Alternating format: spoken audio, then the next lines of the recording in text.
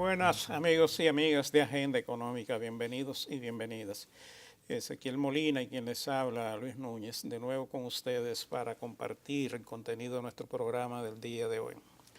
Hoy tenemos en principio dos temas que queremos comentarles. El primero es acerca de la visita del Fondo, de la misión técnica del Fondo Monetario Internacional en el país, que se encuentra en estos momentos trabajando en la economía dominicana, analizando las variables económicas que siempre analizan cuando hacen este tipo de visitas. Y en segundo lugar tenemos algunos comentarios que hacer también con respecto al mercado cambiario de la dominicana, la situación del dólar en estos momentos en la República Dominicana. Con respecto al primer tema, don Ezequiel, como todo el mundo ya más o menos conoce, cada año una misión del Fondo Monetario Internacional visita a la República Dominicana como parte del cumplimiento del convenio constitutivo de ese organismo. Todos los países miembros de ese organismo son visitados por una misión técnica para evaluar el desempeño de la economía y un poco hablar de las perspectivas. Esa misión se desempeña en el marco de lo que es el artículo 4 de dicho convenio constitutivo. El año pasado tuvieron en el país más o menos en esta fecha, poco más, poco menos. Y como siempre, cuando la misión viene al país, comienza a trabajar con diferentes entidades, sector privado, sector público, básicamente Banco Central, Ministerio de Hacienda. También se visita la sociedad civil para escuchar esos planteamientos y diversos sectores, hasta los sindicatos también en cierta medida son consultados para escuchar lo que cada uno tenga que decir acerca del desempeño de la economía. Antes de llegar al país, normalmente la misión ya viene con un cuestionario de preguntas para ser formuladas a las diferentes entidades y instituciones visitadas y también con una serie de informaciones sobre la economía dominicana como parte de su trabajo que desde Washington le viene dando seguimiento a esta misión. En estos trabajos la misión se reúne, como decíamos, con el gobernador del Banco Central y con el ministro de Hacienda y los equipos respectivos de estas entidades y discuten los temas.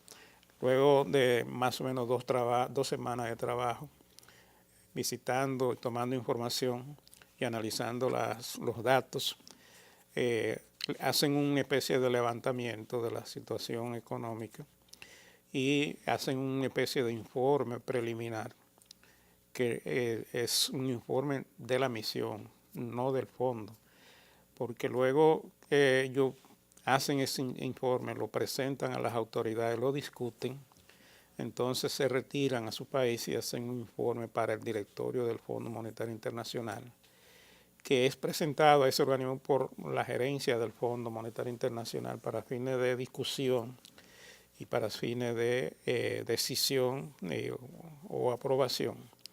Luego ya ese informe se convierte en el informe de la economía dominicana oficialmente por el Fondo Monetario Internacional.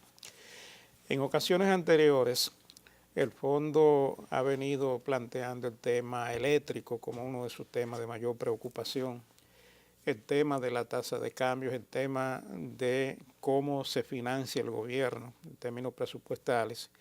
Han hecho sugerencias para fines de que haya un mercado unificado, una posición unificada en cuanto a lo que debe hacer el Banco Central y el Ministerio de Hacienda como las entidades del Estado que participan en el mercado dominicano, recabando los recursos y colocando los títulos necesarios para fines de equilibrar el presupuesto.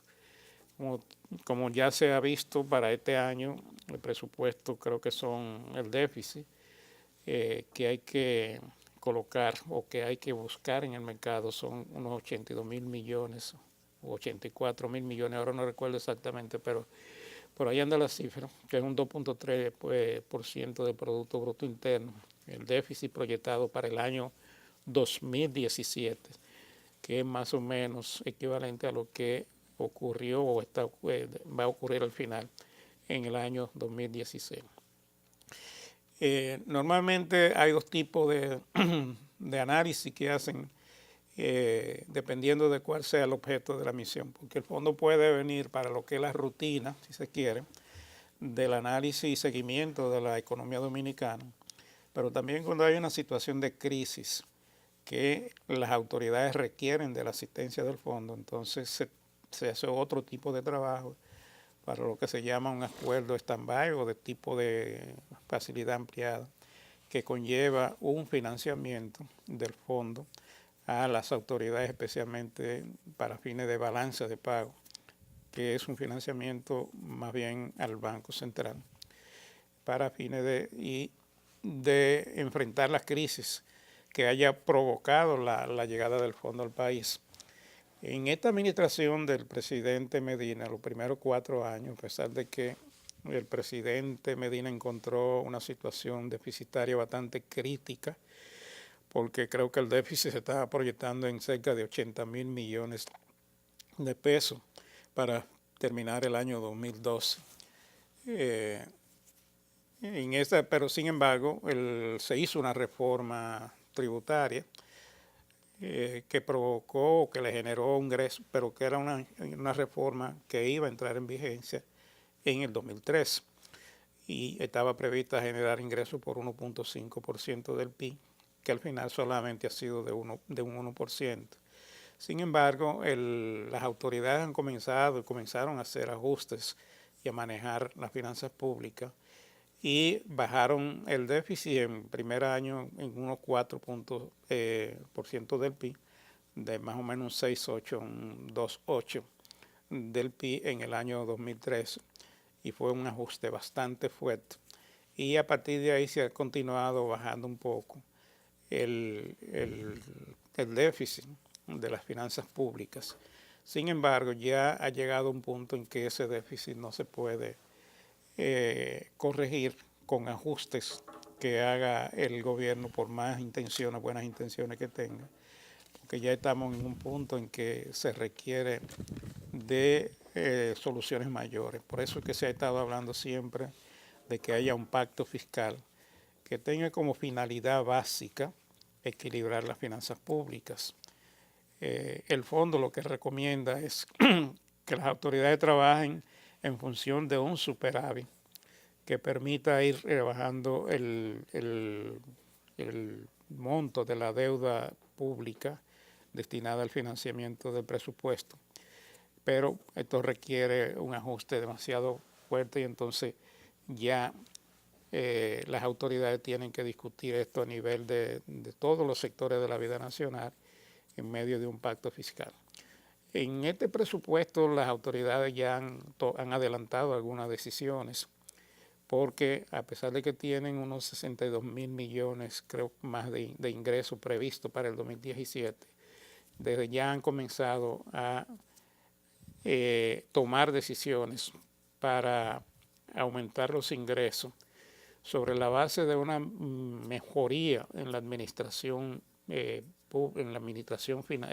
fiscal, reduciendo lo que es la evasión y tomando algunas otras medidas en cuanto al ITEVI y a otra de las fuentes financieras del Estado. Se tiene previsto que haya un poco de avance. Sin embargo, todavía hace falta que hayan algunos acuerdos y algunas decisiones fundamentales para que las finanzas públicas puedan equilibrarse y de alguna manera resolverse este preocupante tema del endeudamiento que cada año tienen que hacer las autoridades para equilibrar la finanza pública, porque siempre tienen la necesidad de proyectar unos gastos superiores a los ingresos previstos. Hay, como todo el mundo, una gran evasión, hay un tema de lo que es el gasto tributario, que más o menos ronda un 6-5% del Producto Bruto Interno. Estamos hablando de cerca de 200,000 millones de pesos, tal y como lo calcula el Ministerio de Hacienda y lo presenta en el presupuesto. Entonces, todas estas decisiones se han estado manejando, se ha estado discutiendo esa posibilidad de impacto fiscal, pero las autoridades parece que han entendido que no hay una situación adecuada para entrar en esa discusión y han preferido tomar decisiones por el lado básicamente de los ingresos y por el lado de los gastos para ir manejando la situación de las finanzas públicas de la República Dominicana. Se supone que cuando esta misión termine van a hacer sus recomendaciones, como siempre lo hacen. La idea con el tema eléctrico es que haya un aumento de tarifa, es lo que normalmente recomienda el Fondo Monetario, pero aquí hay que tomar decisiones mucho más complejas dentro de ese sector y por eso se ha estado discutiendo el pacto fiscal, que ahora se encuentra un poco detenido por razones que no han sido explicadas a la opinión pública, por lo que se supone que son razones de consideración que han obligado a entorpecer o paralizar temporalmente el proceso de discusión del pacto eléctrico, que es un pacto fiscal y es un pacto tal vez más complejo que el propio pacto fiscal, porque parte del problema fiscal también está en el tema eléctrico. Con Ezequiel. Bien, vamos a hacer un corte un poco antes de lo normal para entrar en el segundo segmento, entonces con un poco de mi exposición.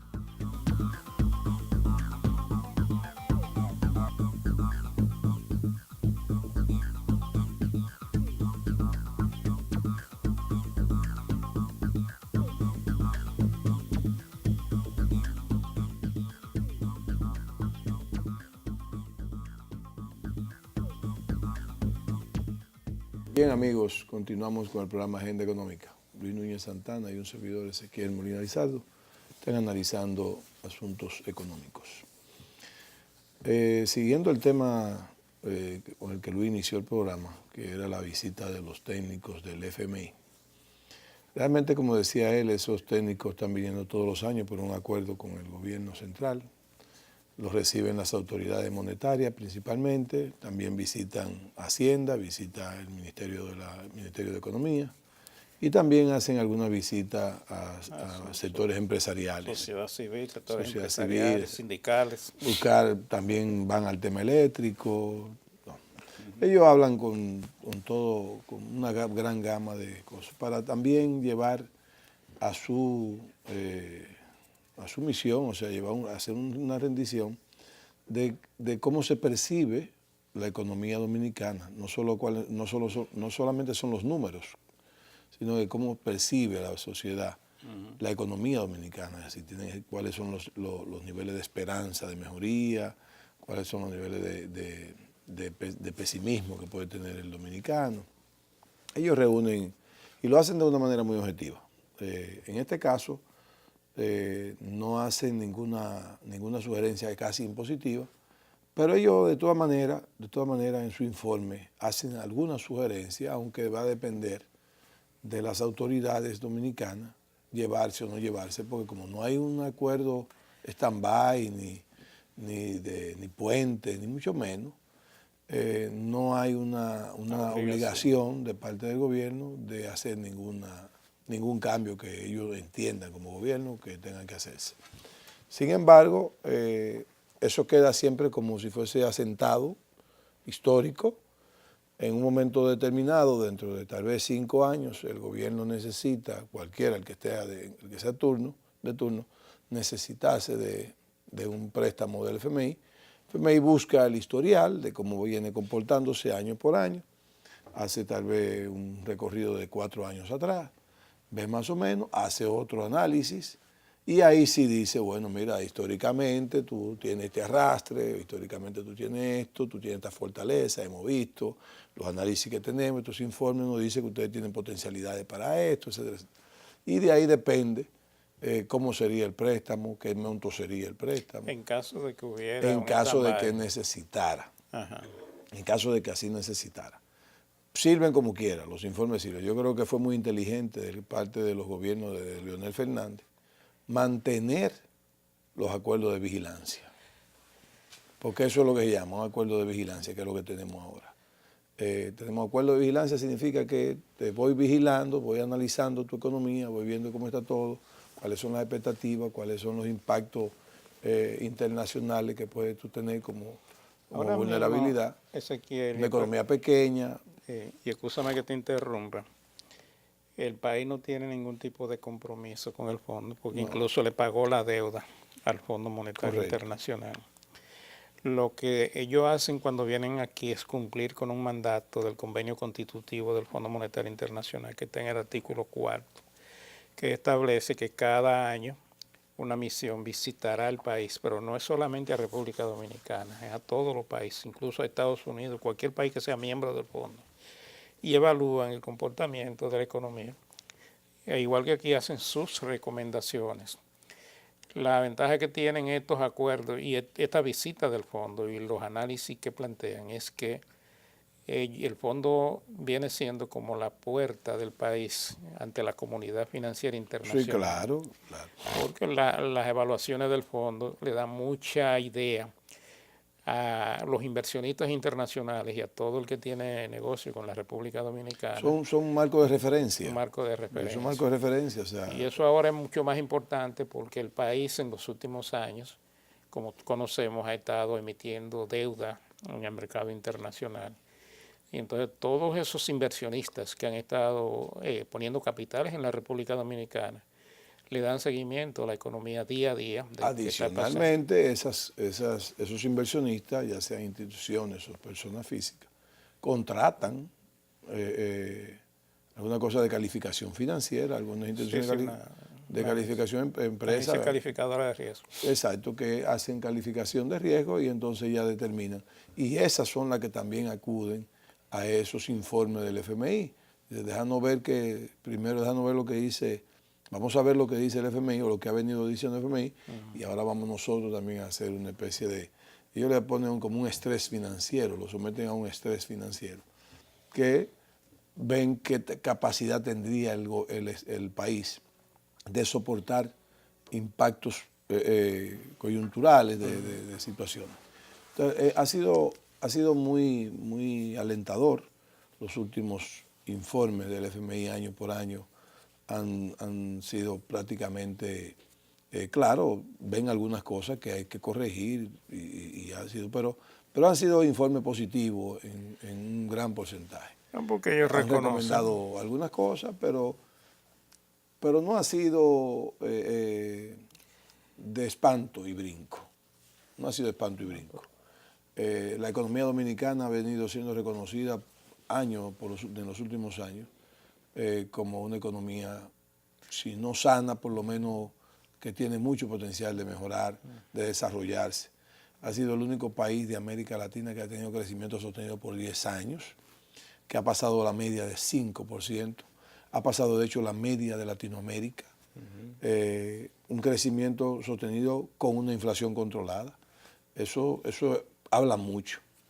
Claro, tenemos, y al FMI le preocupa mucho, que son precisamente 10 años de déficit presupuestario, algunos pasados de un 4%, otros pasan de un 2%, pero déficit son déficit.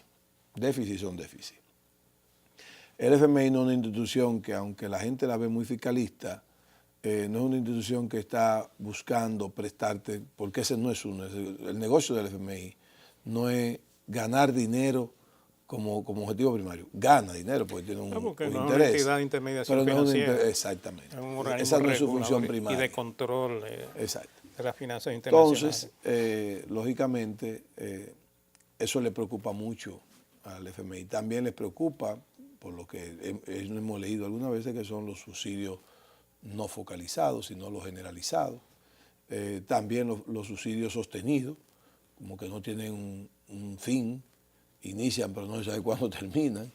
Y esas cosas son de las que le preocupan. El déficit eléctrico toda la vida le ha preocupado, esa problemática que impide el desarrollo, esas cosas, los índices de pobreza en algunos momentos, aunque han visto que han disminuido, todavía entienden que están un tanto altos. También le ha preocupado mucho lo que le ha preocupado a las autoridades monetarias últimamente y a la del gobierno, que es la distribución del ingreso, la distribución de la riqueza. Sí, esas cosas son preocupantes también. Sí, hace ya unos años que los organismos internacionales, llámese Banco Mundial y el Fondo, que son dos entidades muy hermanas, surgieron juntas y están tan cerca que tú puedes pasar de un organismo a otro por una comunicación subterránea que hay. Tú te pasas del edificio del Banco Mundial al edificio del Fondo Monetario Internacional, sí. Se comunican por debajo. Y realmente tienen un mismo criterio, son entidades diferentes, porque el Banco Mundial es una entidad financiera de carácter mundial, pero también hay que los países tienen que actuar como con membresía, pero el Fondo Monetario es una entidad ya para fines regulatorios, de control del comportamiento de los países, y siempre hacen sus recomendaciones. Ellos vienen y hacen su análisis y sacan sus conclusiones y te lo dicen, pero como no hay un acuerdo con stand-by con el fondo, es una cuestión ya del gobierno. Por eso tal vez el presidente Medina, como ha podido él mismo hacer los ajustes que en otras ocasiones hubiera sido necesario hacer con un financiamiento del Fondo Monetario y un acuerdo con el fondo, el presidente Medina y su equipo lo han hecho por iniciativa propia y se ha podido controlar el déficit tan alto que teníamos. Recuerda que era un 6.8 a nivel de gobierno central y ahora está en 2.4 más o menos. Se ha bajado bastante. Pero estos acuerdos o estos informes del fondo, lo que hacen ellos es que lo llevan a una base de datos donde está el historial de toda la vida, de todos las venidas al país, de todas las veces que han venido y han levantado información, y tienen una base estadística mejor que en muchos casos que la que nosotros tenemos acá, porque son técnicos especializados que vienen a hacer estos análisis y lo hacen ya con un criterio general, no un criterio de país, sino un criterio de economía mundial. Y obviamente nosotros, por lo que tú decías, el país se ha estado desempeñando con estabilidad de precios, con una política monetaria y una política fiscal muy de acuerdo a la situación. Sobre todo la política monetaria, que ha sido muy bien llevada y muy bien guiada y muy previsora, que ha evitado cualquier tipo de situación que pueda alterar la estabilidad de precios, que pueda generar incertidumbre de confianza. Entonces, incluso la situación de riesgo del país ha mejorado bastante, porque los informes que se levantan todos dan un manejo positivo y una fortaleza de la economía que viene creciendo sistemáticamente de manera constante durante ya muchos años. Entonces, eso le da a la economía una fortaleza y le da una opinión a la comunidad financiera internacional, le da la confianza para poder hacer las inversiones. Por eso nosotros, las últimas salidas que hemos ido a los mercados internacionales a buscar financiamiento, lo hemos podido hacer a una tasa muy buena, con un margen bastante reducido y con plazos más largos, más cómodos para fines del manejo de la deuda pública del país. Y es precisamente por ese comportamiento y ese manejo histórico que han tenido las autoridades de la economía dominicana.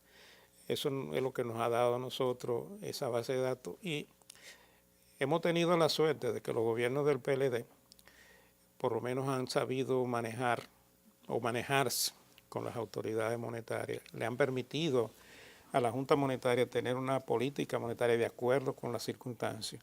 No se han involucrado, no han intervenido con las acciones de las autoridades monetarias y se ha manejado bastante bien. Tú sabes que ya la ley monetaria y financiera del país no permite que el Banco Central financie al gobierno, como ocurría anteriormente, que fue lo que dio lugar, junto con la crisis financiera 2003-2004, a ese incremento y a ese monto de la deuda pública del Banco Central. Básicamente Balaguer a partir del año 1986 manejó el Banco Central desde su escritorio. Sí. Puso muchísimos funcionarios, ahí tuvo Roberto Saladín, tuvo Luis Pérez, pero también tuvo el señor Pérez. Luis Pérez era. Sí, sí. Don Luis Pérez. Ese fue su primero después, a partir del 86. Luis Toral, Guillermo Carán, José Santos fue de Goza. Y a partir del 93 fue Héctor Valdés Alviso. A partir de ahí, Balaguer dejó de inmiscuirse en las políticas monetarias. En el 96. No, 93. No, 93, pues cuando Leonel ganó en el 96, encontró a Valdés Alviso siendo gobernador del Banco Central. Ajá, y lo dejó. Y lo ratificó ahí ya mismo. Tenía 3 años. Ya tenía 2 años en la posición. Porque él estaba en el Banco de Reserva y pasó en el 93 al Banco Central. 93, 94, creo que fue 93. A partir del 93 Balaguer dejó de inmiscuirse en la parte monetaria, ya comenzó a respetar esa parte que tú dices. Lamentablemente en el 2000 Hipólito tuvo que hacer en cierta manera una intervención política con el Banco Central. Y todavía estamos pagando y vamos a seguir pagando por muchos años esos errores de manejo. Sí. Yo sé que Hipólito dirá que eso fue una decisión que él tomó y tenía que tomarla. Bueno, yo le respeto su forma, pero haber hecho esa intervención política en el Banco Central. Un manejo inadecuado de la crisis bancaria. Correcto. Una crisis muy grande porque le costó al país como un 17%. No le costó. Le ha costado y le sigue costando, que es lo grande, ¿no? Vamos al cambio.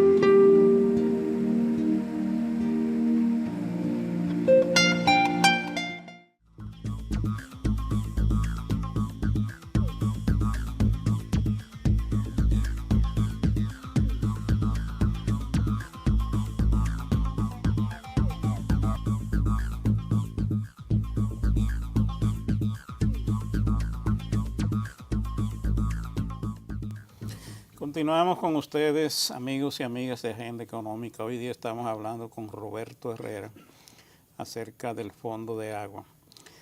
Es un fondo que, como él nos ha estado explicando, se ha creado para fines de recuperar las cuencas acuíferas e involucrar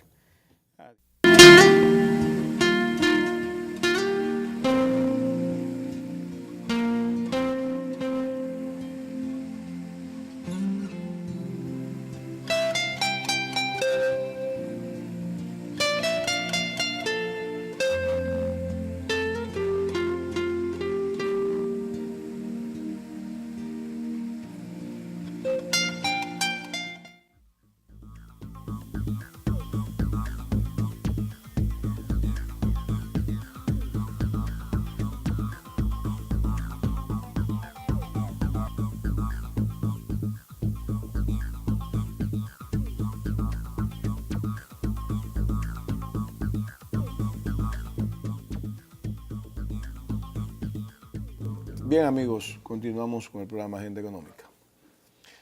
No podemos dejar de mencionar en este programa ya lo que estamos en las finales de la campaña presidencial y en algunas posiciones senatoriales y gubernamentales y estatales de los Estados Unidos. Realmente es preocupante para el mundo que la primera potencia del mundo esté envuelta en una situación tan vergonzosa como es para mí esta campaña electoral presidencial de los Estados Unidos. Hemos hablado en el pasado de que no habían podido elegir uno de los dos tal vez peores candidatos que pudo haber tenido esta campaña. No una campaña larga, pero ha sido tan mala que se ha hecho tan larga para todo el mundo. Yo nunca he visto a la gente tan deseosa y tan pendiente de unas elecciones norteamericanas por la situación que pasa. Muchos dominicanos están con un candidato, otros están con el otro, son dos prácticamente, Donald Trump y Hillary Clinton. Ciertamente, tal vez unos que otros pueden decir quién quisiera que ganara. Yo creo que es un derecho que tiene. Lógicamente, como he dicho siempre, cuando usted está en posiciones políticas tiene que tener cuidado cómo habla. Hay cosas que no se dicen, aunque usted las puede pensar, ¿no? Y yo siempre digo que los políticos dominicanos tienen que aprender a pensar todo lo que van a decir, pero no a decir todo lo que piensan. Que gane Hillary, que gane Donald Trump, yo honestamente no tengo todavía la valoración de qué será mejor o qué será peor. Para mí, cualquiera de los dos podría ser problemático para los Estados Unidos. Se notaría como que Hillary podría ser menos mala que Donald Trump, pero yo personalmente no tengo predilección por ninguno. En el caso de los Clinton, no han sido gente tan transparente como uno espera. Yo sé que aquí ellos son muy queridos en la República Dominicana porque desde que Bill Clinton dejó de ser presidente de la República o de los Estados Unidos de América, ha llegado año por año a visitar unos amigos, comparte todos los años con ellos, pero yo no lo estamos calificando como persona. Y ellos han venido como personas, han venido como políticos. Como políticos no son fáciles, por lo menos por la historia. Ya tuvieron que admitir que siendo Hillary secretaria de Estado, agenció fondos para la Fundación Clinton. Eso en Estados Unidos es condenable. Sin embargo, no hay manera de que eso pase. El otro, Donald Trump, es un evasor confeso. O sea, yo nunca he visto cosa igual. Nunca he visto dos candidatos que hayan tenido suficiente pecado, por así decirlo, o hechos para ser condenados o por lo menos descartados como candidato presidencial. Y ahí están siendo candidato presidencial y uno de los dos va a ser presidente de los Estados Unidos de América. Uno de ellos dos. Aún los dos habiendo confesado cosas que son suficientes para que no sean candidatos. Y cuidado si para otras cosas, hasta para caer presos. Sin embargo, ni están presos ninguno de los dos y son candidatos hasta el día de las elecciones y uno de ellos dos será el presidente de los Estados Unidos de América, el presidente de la nación más poderosa del mundo. O sea, eso nunca se había dado. En Estados Unidos, y nuestro mayor socio. en Estados Unidos, usted es gobernador o usted es senador o usted ocupa una posición política o un puesto público y usted comete cualquier cosa vergonzosa, tiene automáticamente que salir del Estado. Hubo reciente ahora, creo que fue un senador, que tenía una relación amorosa clandestina y se le descubrió, tuvo que pedir perdón y renunciar al cargo. Solamente por una relación amorosa clandestina. Recordemos lo de Nixon, o sea, por aquel escándalo una infidelidad. De espionaje. Correcto. O sea, todo lo que uno ve ahora, no entiendo qué pasa. Pero bueno, uno de ellos dos va a ser candidato, va a ser presidente de los Estados Unidos. ¿Y qué nos espera a nosotros? ¿Qué nos espera a nosotros? Yo entiendo que a nosotros no nos va a variar nada. De verdad que te lo digo. O sea, a nosotros no nos va a variar nada. Que Trump va a ganar y que si Trump gana, que va a sacar a todos los dominicanos que están ilegales, eso es impacto para nosotros, pero eso también es imposible casi. Por más que él hable, eso es casi imposible sacarlo a todos. Sacarán algunos, habrá una campaña o una política, una acción que vaya dirigida a eso se cogerá su tiempo. Pero eso va a ser ayudado internamente por inmigrantes que están legales, que entienden que sacando a los que están ilegales o irregulares, van a ellos a tener sus oportunidades de trabajo más fácil porque eso es lo que le va a vender. Pero eso lo puede hacer también Hillary, eso no va a hacer más nadie, eso también lo puede hacer ella. Que Hillary es más amiga de nosotros que Trump, yo no sé, yo no estoy claro en eso. O sea, a mí nadie me puede vender esa idea. Que le conviene más a Hillary, que yo no puedo comprar esa idea tampoco. Lo que yo sí sé que es vergonzoso que precisamente la nación más poderosa del mundo vaya a ser dirigida por los dos candidatos, por uno de los dos candidatos más malos que tenía la política norteamericana en el momento.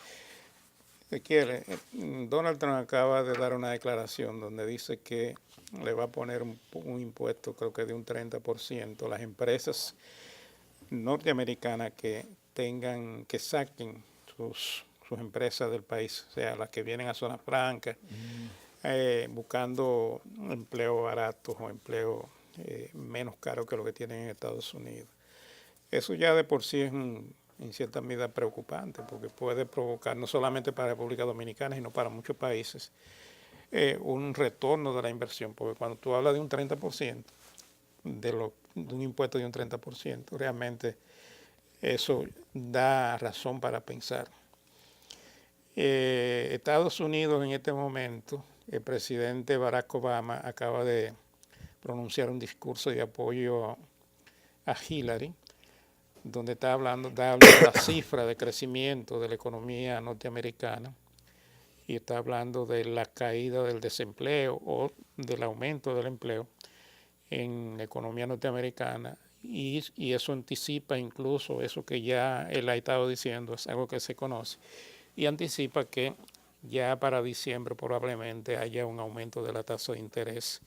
Pero eso no tiene nada que ver con que sea Hillary o con que sea Barack Obama, es simplemente una decisión que tomará la Reserva Federal o el Banco Central de Estados Unidos y que a nosotros nos puede afectar por el lado del financiamiento que salgamos a buscar del mercado internacional, porque nos encarece el financiamiento, que por cierto ya sabemos que para el año que viene hay previsto salir al mercado a buscar muchos recursos para fines presupuestarios. Entonces, lo del tema migratorio y ese tipo de cosas probablemente sean más preocupantes con el caso de Trump que con el caso de Hillary, porque Trump ha sido muy directo en su pronunciamiento en esa dirección.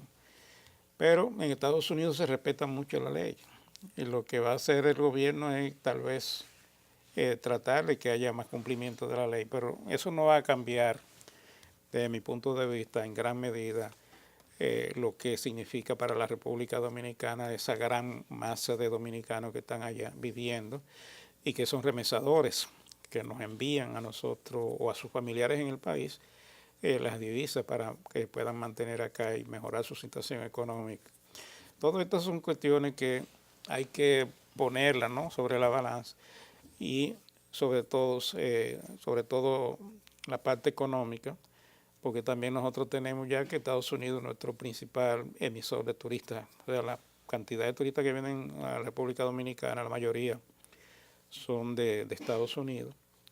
Y si la situación económica está mejorando, como dice el presidente, bueno, pues eso favorece el turismo dominicano. O sea, es que hay cosas buenas y hay cosas malas, pero muchas de ellas no tienen que ver con el tema de si gana uno o gana otro. Es, lo que más preocupante tal vez sea esa amenaza de las empresas de Estados Unidos. Mira, de todas maneras, Luis, ¿qué pasa con las inmigraciones? Las inmigraciones, eso se da a nivel mundial.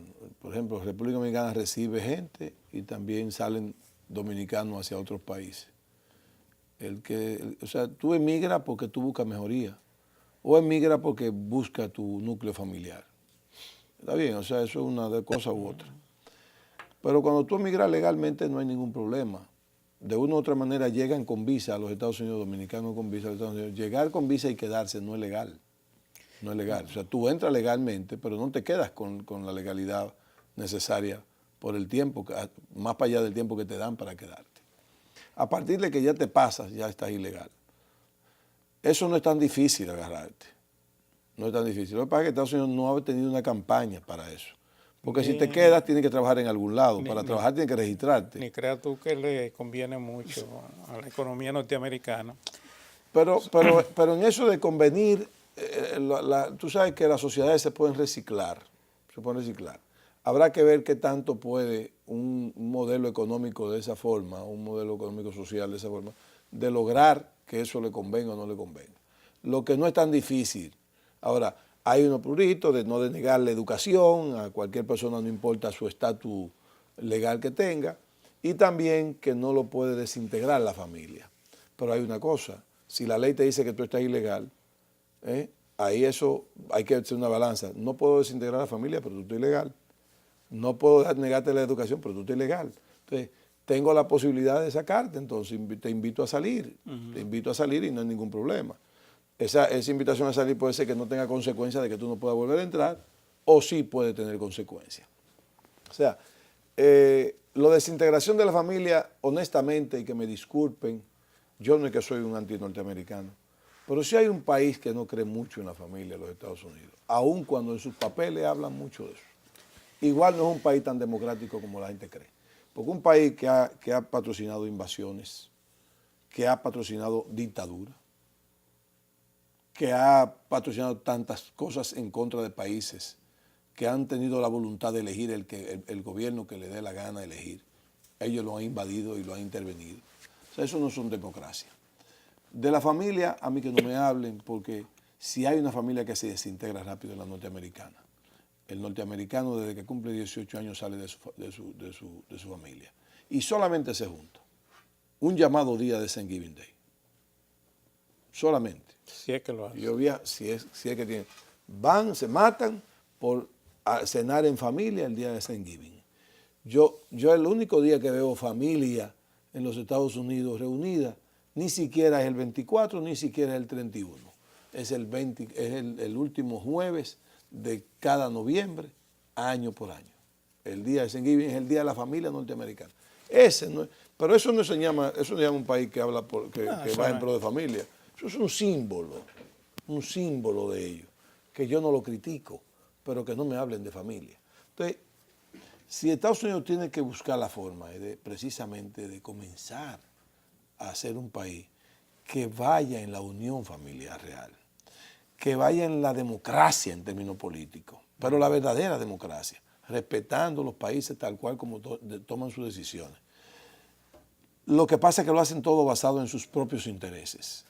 Estados Unidos dice, no, yo intervengo ahí porque hay intereses norteamericanos. No. Entonces tiene que intervenir. Cuando un pueblo por las urnas elige un gobierno X, ya sea comunista, ya sea socialista, ya sea democrático, usted tiene que dejarlo vivir.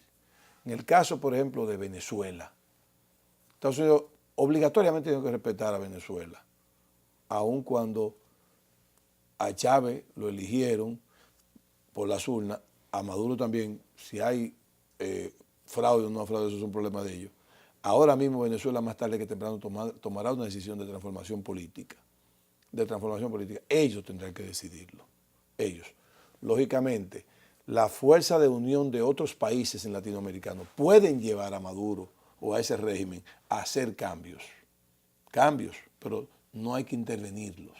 Yo no estoy de acuerdo en ninguna intervención política ni militar a ningún país. Entonces, lo que yo, para terminar, porque nos queda un minuto, lo que yo digo es, yo no tengo una certeza de que uno sea de mejor que quién otro. va a ser mejor presidente para la República Dominicana, si Hillary o Donald Trump.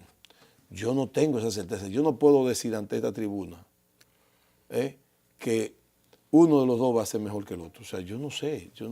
A mí me dan tanta escepticismo los dos, me da tanta duda, me gustan tan poco los dos, que yo os digo, Me da igual Yo que creo gane uno o gane otro. Trump es más radical y más derechista. Pero es tal vez más sincero. pero es más sincero. Exacto. Gracias, amigo, por mantenerse con nosotros. Que Dios lo bendiga. Hasta un próximo programa.